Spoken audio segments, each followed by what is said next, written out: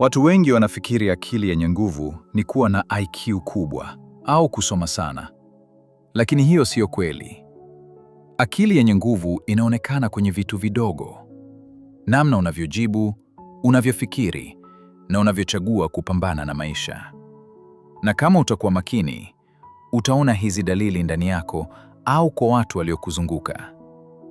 Leo nakupa dalili 8 kati ya hizo zinazoonyesha una akili ya aina hiyo. Lakini kabla hatujaanza, ni kuombe usubscribe na kulike video hii ili usipitwe na madini kama haya kila siku. Hakikisha huikosi dalili ya 4 na ya 6. Dalili ya kwanza. Unajua kusema hapana bila kujihisi vibaya. Watu wengi wanateseka kwa sababu wanataka kupendwa na kila mtu. Wanasema ndio hata pale wanapochoka, hata pale hawataki. Lakini wewe umejifunza kuweka mipaka.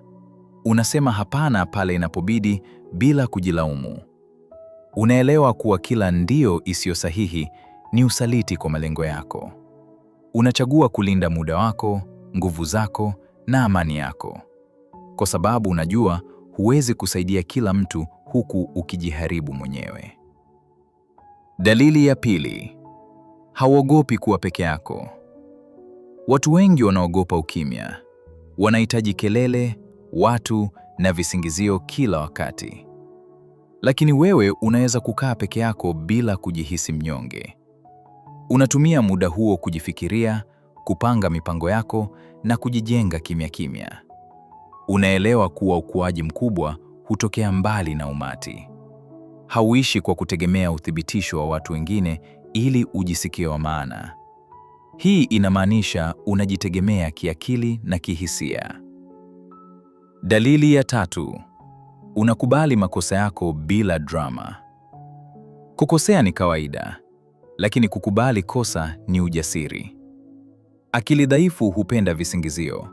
Sio mimi, ni mazingira, ni watu. Lakini wewe unasema moja kwa moja, nilikosea. Kisha unachukua hatua kurekebisha.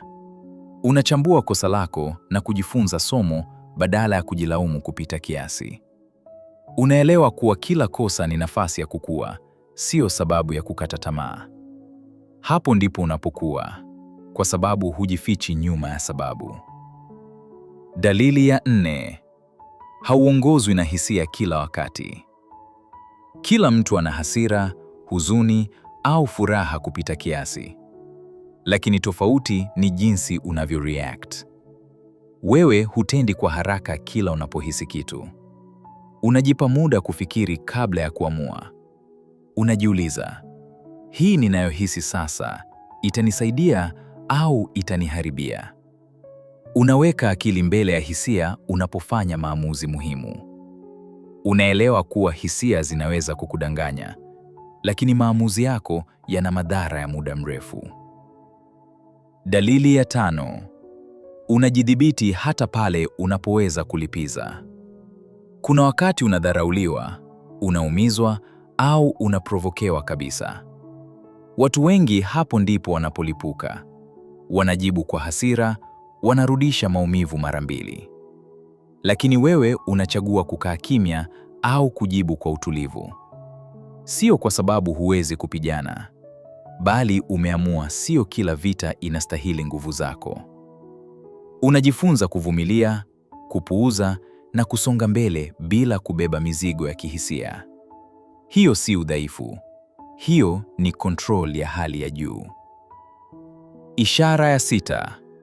Haupotezi muda kujisikitikia. Self-pity. Maisha sio rahisi kwa kila mtu. Lakini dalili ya akili yenye nguvu ni kuto kukaa chini na kuanza kulia. Kwa nini mimi? Au maisha hayako fair. Huwa hupotezi nishati yako kutafuta huruma ya watu. Unachukua majukumu ya maisha yako na kusonga mbele, hata kama mambo ni magumu. Huruma unayojipa mwenyewe ni kama sumu inayopunguza kasi ya miguu yako kuelekea kwenye ushindi. Badala ya kuhesabu makovu uliopata, anza kuhesabu nguvu uliopata kutokana na hayo makovu. Mshindi halilii maumivu, anajivunia ushindi.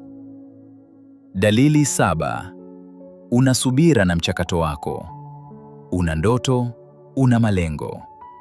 Lakini pia unaelewa kuwa mafanikio hayaji overnight. Unafanya kazi yako kimya kimya, hata kama hakuna anayekuona. Hukatishwi tamaa na kuchelewa kwa matokeo. Unaelewa kuwa mafanikio ya haraka mara nyingi hayana msingi imara. Unaweka juhudi kila siku, hata pale motivation inapopungua. Unaamini kwenye consistency kuliko msisimko wa muda mfupi. Kwa sababu unajua kila kitu kina muda wake. Na watu wenye akili yenye nguvu hawakimbizi matokeo, wanajenga msingi. Dalili ya 8. Haulazimishi kukubaliwa na kila mtu.